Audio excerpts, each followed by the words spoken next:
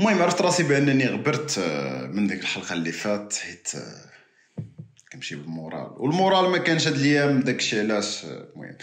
المهم كيما شفتوا فكنت راجع من مراكش، مشيت لاصال وجيت قلت والله الا راه خصني نهضر في هاد القضيه هادي حيت بزاف ديال الناس كيخليو الاهداف ديالهم. كاين واحد المقوله كتقول انك الا ما ضحيتيش بهذوك الرغبات ديالك الحاليه غادي تضحي بالاهداف ديالك البعيده. اذا يا اما غادي تتخلى على داكشي اللي باغي دابا ولا غادي تتخلى على داكشي اللي باغي بزاف. هنا اللي كنقولوا دونك كاين يا اما واحد الحاجات واحد الرغبات فهمتي صغار تاخذهم دابا، ولا انك تصبر تاخذ واحد الحاجه كبيره. وهذا الشيء خلاني نفكر في واحد الحاجه اللي سميتها الانستنت غراتيفيكيشن، وهي اللي غادي نهضر عليها في هذا الفيديو هذه اليوم.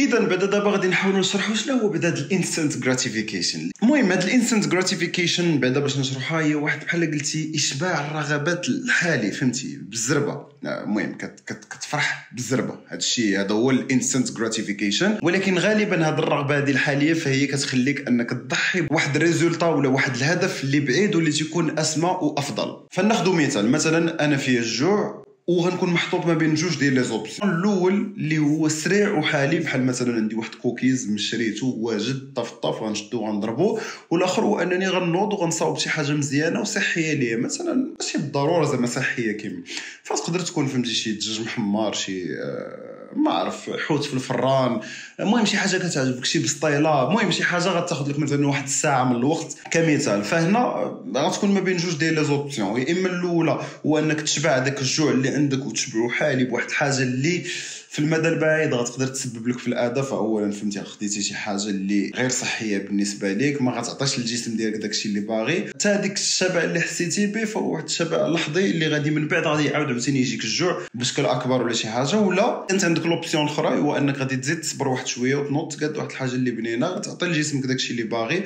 وفهي بنينه والحاجه اللي فهمتي جسمك كان محتاجها فروبا كامل. وهذا وفي المدى البعيد فهي مزيانه لك، لا غالبا من الناحيه الاقتصاديه لا من المهم بزاف ديال النواحي. وماشي غير انا عطيت مثال غير بالماكله، فكاين هادشي بزاف ديال الحوايج. فهاد الفرق ما بين الانستنت غراتيفيكيشن والديلايد غراتيفيكيشن فتيكون في بزاف في الحياه ديالك تقريبا كامله كتكون خيارات ما بين واش تاخذ تشبع الرغبات ديالك دابا ولا تشبعهم فهمتي تشبع داك الرغبه الساميه ولا داك الهدف فهو تيكون اكثر من رغبه فتيكون هدف المدى البعيد. فبحال كمثال هو واش انك ملي كتنوض مثلا الصباح واش نمشي نقرا ولا نشبع نعاس. ففهمتي الا مشيتي قريتي ولا الا مشيتي خدمتي الصباح فتكون خدام على الهدف ديالك المدى البعيد واللي فهمتي ما غتكونش شبعتي واحد الرغبه اللي دابا انت كنتي باغي تنعس. هذه الرغبه ديالك الحاليه كنتي باغي تنعس وما غتشبعش. والهدف ديالك فالهدف ديالك البعيد تيكون انك مثلا تبني كارير، انك تثقف راسك، المهم شنو ما كان هذاك ما يمكنش لك تحصل عليه الرغبه. ماشي الا مشيتي قريتي ولا الا مشيتي خدمتي اليوم صافي كارير ديالك غطلع، لا داك تيحتاج واحد بزاف ديال الوقت. كل نهار كتزيد شويه على شويه شويه ومدى البعيد من بعد واحد 5 سنين 6 سنين عاد كتحس ولا كتوصل لذاك الهدف اللي انت كنتي دايرو في دماغك. الا انت قلتي غنزيد النعاس، انا باغي الناس في الناس غنزيد الناس، فالرغبه ديالك الحاليه كتكون هي انك تنعس. غير تنعس فتكون شبعتي الرغبه ديالك ديال انك تعجز وما تمشيش وتنوض ناشط. ولكن واش هذا الشيء مزيان لك في المدى البعيد؟ فغالبا كما قلت لكم هذوك الشهوات ولا النزوات الحاليه ما تيكونوش تساهموا على انك تزيد بزاف في المدى البعيد. خاص كتبقى تشبع الرغبات ديالك غير حاليا، غير عايش غير اللحظه دابا وصافي. مع من بعد يقدروا يجريو عليك من الخدمه، يقدروا يجريو عليك من المدرسه، بزاف ديال الحوايج ما غتوصلش للهدف ديالك من بعد تبقى ديما في هذاك المستوى ديالك. المهم وصراحه واخا كنكونوا عارفين زعما انه الفرق ما بين هذاك الاشباع الرغبات الحالي واشباع ولا الوصول للهدف السامي من بعد، كنعرفوا ان الفرق، كنعرفوا شكون اللي مزيان وشكون اللي خايب. ولكن ديما كتلقى بانه واخا كتكون عارفه فديما هذيك فهمتي دوك الرغبات الحاليه ديالك حيت الانسان زعما هكا بالطبع ديالو. كما وقيلا سيغموند فرويد كنهضر على هذه القضيه، فهو فهمتي بنادم ديما تيقلب انه يشبع الرغبه ديالو الحاليه ويبعد على الالم، حيت ضروري باش توصل لهذاك الهدف ديالك البعيد فكون هاني انك غادي تدوز العالم. بحال دابا انك تنوض الصباح من البيت وتمشي تقرا وتمشي تخدم، تيكون فهمتي هذيك 7 ديال الصباح والبرد وهادي وغتمشي وتيبدا يبان لك عاد خصك تمشي ترونسبور هادي فهمتي فبزاف ديال الالام باش انك خدام على الهدف ديالك. فهنا بطبيعه الحال الانسان بطبيعه ديالو كيحاول انه يمشي ويشبع الرغبات ديالو الحاليه. نشبع ناس ندور عليه الكاسوف كما خليها حتى ل 11 ولا 12 ونوض وديك الساعه مولا ربي نشوف من تما شنو يجي. واحد السايكولوجيست سميتو شارام هاشمات كان حط واحد 10 ديال الحوايج اللي تيخليونا اننا نختاروا الانستنت جراتيفيكيشن ومن بعدهم ديليد جراتيفيكيشن، اي اننا كيخليونا اننا نشبعوا الرغبات ديالنا حاليا ونبعدوا على الخدمه على الهدف الاسمى. فالسبب الاول هو افويد ديلاي، اي انك تبعد ولا تجنب هذاك التعطال. هذا هو اول حاجه، هو البليزير ديال انك تجنب التعطال، حيت الانسان في الفطره ديالو انه فهمتي يستغل الفرصه. دونك جات الفرصه خصني نستغلها، فهمتي. دونك حاجه عندي دابا نستغلها، ما تعرف واش تبقى ولا ما تبقاش. وهذا الشيء اللي كيجي الحاجه الثانيه فهي الانسرتينتي، اي انك عدم هو الشك في شنو جاي، فهمتي. فدونك الشك في شنو جاي هذا هو الحاجه الثانيه. فبنادم عنده بزاف ديال الشك، فهمتي، ديما ما عارفش شنو جاي، ما عارفش شنو غادي يطرا من بعد. فبزاف اللي كنهضر معاهم تيقول لا ما تعرف واش تموت غدا. شنو زعما الا متي غدا شنو غيفرق انك مثلا كليتي اللي بغيتي اليوم، شنو غيفرق الا متي غدا؟ ما عرفتش كيف يفكروا. ولكن المهم الحاجه الثالثه فهي العمر. بطبيعه الحال انا فين كنهضروا على الماتوريتي على النضج، فديما غالبا غادي نشوفوا بان الناس الصغار كل ما زعما كانوا صغار فكل ما كيحاولوا انهم تيكونوا امبولسيف، تيمشيو للاهداف ديالهم، فهمتي. كيبغيو زعما كيبغيو شي حاجه بالزربه، فهمتي. كل ما كنتي صغير فكتبغي انك كتكون المهم كتكون امبولسيف، اي انك كتكون اندفاعي ولا مندفع ولا ما عرف. المهم كتبغي، فهمتي. دونك كيما تكونوا كنتو كتشوفوا واحد لي فيديو في تيك توك وداكشي، واحد تشالنج كيشدوا دري صغير تيقولوا لهم جوج حلوات انا نخرج وندخل، الا ما كليتيهمش غنجي نعطيك بزاف ديال الحلاوي. فقليل زعما الدري كل ما كان صغير فكل ما كيمشي، فهمتي. فعنده تندافع وتيبغي البليزير الحالي. ولا السبب الاخر هو زعما ماشي بزاف اللي عنده القدره انه يتخيل في المستقبل ديالو، فهمتي، انه يشوف المستقبل وتبقى عنده الموتيفاسيون ديال انه يبقى غادي واخا زعما ما كاين لا اهداف لا زعما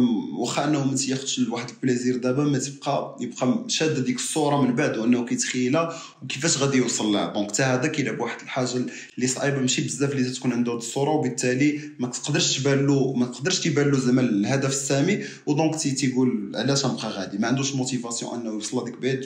دونك تيبدا ياخذ تيقول ناخذ هذا دابا احسن. واحد سبب واحد اخر فهو الفرق في الكوغنيتيف كاباسيتي، اي القدره التفكيريه ولا المهم زعما القدره ديال العقل. فكل ما كان زعما الدري مطور، وهادشي اللي قلت لكم، فالدراري زعما اللي تيكونوا مطورين اكثر فتيقدروا انهم يوزنوا ويشوفوا زعما البينيفيت، يشوفوا المزايا ديال انهم يوصلوا لهذاك الهدف السامي، فهمتي. كيقدروا انهم يشوفوا لي زافونتاج ديال انهم يصبروا، ديال ديلايد جراتيفيكيشن كيقدر يبان لهم. بنادم ماشي كلشي كتقدر تبان له. دونك الا كنتي كتقلب ديما على هذوك لي جوا الصغار، فهنا غنقدروا نجزموا حسب هاد السايكولوجيستو بزاف اللي كيديروا مع زعما نفس الفكره ديال انه كتكون المهم ماشي ما مطور، نقولوا ما كتكونش مطور صافي باش ما نقولوا شي حاجه.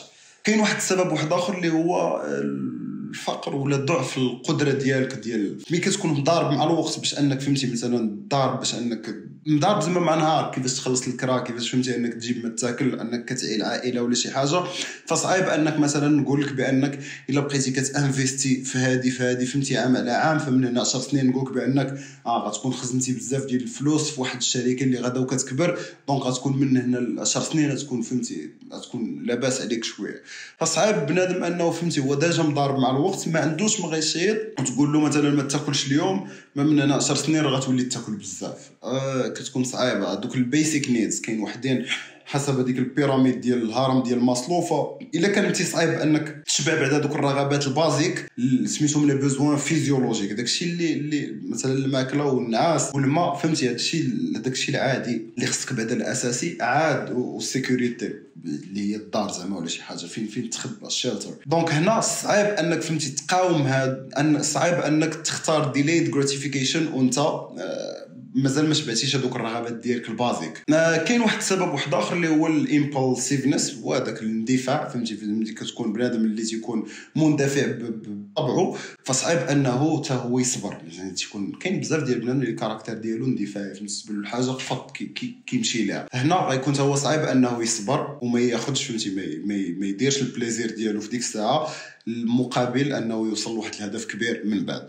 واحد الحاجه واحده اخرى عاوتاني فهو القدره على انك تتحكم بالمشاعر ديالك. فالناس اللي تيكونوا عندهم زعما قدره كبيره انهم يتحكموا في المشاعر ديالهم فتيكون سهل عليهم انهم يقاوموا الرغبات الحاليه باش يوصلوا لهذاك الهدف ديالهم الكبير اللي باغيين يوصلوا له. وهذا الشيء زعما كيبان غير ملي كنكونوا زعما في واحد ديستريس ولا شي حاجه فصعيب زعما ملي كتكراكي بحال الناس اللي مجربين لي ريجيم ولا بنادم اللي شي حاجه فهمتي. ملي كيوقع لك واحد ستريس مونطال فصعيب انك تقاوم هذوك الملذ. كتمشي كتاكل شي حاجه حلوه، شي حاجه اللي غتفرحك ديك الساعه، كتمشي كدير شي حاجه اللي غتفرحك الناس اللي كيتدروغا وداك الشيء. ففهمتي فهنا ملي كتستريسي داكشي علاش كيمشيو كيجريو لهاديك، حيت صعيب انك تقاوم هذوك الملذات ولا انت كتبدا تقلب عليهم ملي كتبدا تستريس. دونك كل ما كانت عندك القدره انك تتحكم في المشاعر ديالك كل ما غادي يكون سهل عليك انك تصبر وتوصل لهذاك الهدف ديالك اللي كبير. ونفس الحاجه التحكم في المشاعر كتجي حتى المود اللي المهم تقريبا المشاعر والمورال ديالك. شي مرات المورال فهمتي تيكون طايح ولا كتكون فهمتي كيكون الملل ولا شي حاجه فتما كتبدا ثاني حتى هو انك تقلب فهمتي. واخا كتكون مثلا انت متراصي للهدف ديالك وغادي له شي نهار كيجيك الملل كتمشي كتخرمز مثلا سوا الريجيم ولا كنتي قايل مثلا انك ما تخسرش الفلوس كتجمعهم باش انك غتشري شي حاجه من هنا بعيده ولا هذا كتجيك الملل كتمشي كتشري كتخسر فلوس ولا شي حاجه بحال هكا حتى هنا صعيب. دونك المورال الا تخرمز فتا هو عاوتاني صعيب انك تبقى غادي تجاه الهدف ديالك. السبب الاخر ولا المهم اللي قال لك فهو زعما لونتيسيباسيون ديال. فدونك الانسان بطبعه انه كيبغي انه يترقب فهمتي الحاجه الا كانت مزيانه ولكن ما كيبغيش مثلا الحاجه الا كانت خايبه انه يونتيسيبا. دونك هنا كيكون واحد شويه ديال الضغط في الاختيارات ديالك. فبحال قلتي تقريبا غادي توزن تقريبا فهمتي الهدف زعما الهدف الكبير اللي باغي توصل له مع فهمتي هذاك الشيء هذوك المطبات اللي غادي تدوز عليهم. والا كان بالك فهمتي بانك وركزتي اكثر على هذوك فهمتي هذوك المطبات الصغار اللي غادي تدوز عليهم وداك الشيء الخايفه غيكون صعيب عليك انك فهمتي انك تبقى غادي نحو الهدف ديالك. دونك حتى التلفزيون ديالنا خصنا نحاولوا اننا نركزوا ديما على الهدف الكبير. وعلى هذا الشيء كاين حتى واحد اللعبات صغار اللي تيقولك ان فهمتي دير واحد الهدف كبير ولكن باش تبقى غادي ديما دير واحد الاهداف صغيره اللي غادي يوصلوك لهذاك الهدف الكبير. حيت صعيب انك فهمتي تبقى غادي وانت كتشوف غير داك الشيء الخايب اللي غادي تدوز منه. دونك دير واحد الاهداف صغار. مثلا كمثال نقولوا باغي نجمع 100 درهم من هنا ل 2023 نقول فهمتي كل شهر نكمل 10 دراهم الشهر الجاي وثاني فهمتي نكون 20 درهم. دونك واحد الاهداف صغار نكون غادي وكنوصل لهم غيجيوني سهل فهمتي. ماشي بحال مثلا ضربت 10 شهور ولا عندي 80 درهم ما بقاش بزاف ولكن ما حسيتش بانني غادي وكان كل مره كنهرس هدف كل مره لا غادي مازال فهمتي الهدف الوحيد اللي درتو كبير 100 درهم مازال ما وصلتلوش. تنقول 10 شهور وانا يلاه 80 درهم فهمتي مازال ما وصلتلوش قريب ولكن مازال ما وصلتلوش. المهم هاد الانستنت غراتيفيكيشنز فرا عندنا بزاف ديال الامثله. نقدر نقول لكم مثلا هو انك مثلا انت راجع من لاصال غادي للدار يقول نمشي للدار نطيب ماكلتي فهمتي شي حاجه نقيه دجاج خضره خبيز المهم شي حاجه مزيانه بحال هكا وندوز نقولها سناك نمشي نضرب لي شي طاكوس ندوز ناضي بالخف ما نخدمش عليه وناخذو دابا ماشي تا نمشي للدار وعاد نطيب وعاد دير. دونك هنا كنكون خليت واحد الحاجه اللي غتعاونني انني نحصل على واحد الهدف مزيان مشيت وخسرت الفلوس اولا في طاكوس وكليت شي حاجه اللي ما مزياناش ليا في المدى البعيد. شبعت الرغبات ديالي دابا ولكن من بعد راه ما مزياناش ليا. حاجه واحده اخرى هو مثلا كاع قبل تقول الوقت هادي لاصال ما فيها ما يمشي نضرب بواحد النعيسه او نوض مالي كاع شنو تابعني. حاجه اخرى هو ان مثلا عندك واحد الامتحان السيمانه الجايه والدراري صحابك خارجين ولا صحاباتك خارجات ولا المهم صحابكم خارجين ونطي خرجتي معاهم واخا عندك امتحان بلاص ما تجلس انك تبريباري ليه شويه الا قلتي انت لا الدوم دير هذه حاجه اخرى ديال البروكراستيناسيون نهضروا عليها في واحد مره اخرى. ولا مثلا راجع انا من الخدمه نقول بلاص ما نمشي للدار مثلا ونخدم على شي بروجي ديالي ولا شي حاجه كنقول نخرج ندوز الوقت مع الدراري سولاج. المهم شي حوايج بحال هكا اللي تيكون. والمهم هادشي اللي كان في هذا الفيديو هذه الصغيره نتمنى انه يكون عجباتكم. بطبيعه الحال الا بان لكم هادشي بلان خليو لي في التعاليق، ما بانش لكم بلان قولوا لي صابر هادشي راه ما بلان ما والو، نقص علينا من الهضره ديالك. ولكن كونوا عانين انني ما غنقصش من الهضره. حيت كنهضر ملي كنبغي كنجي كنقول هاد الفكره هادي خصني نبارطاجيها. وهذا تهلاو في راسكم.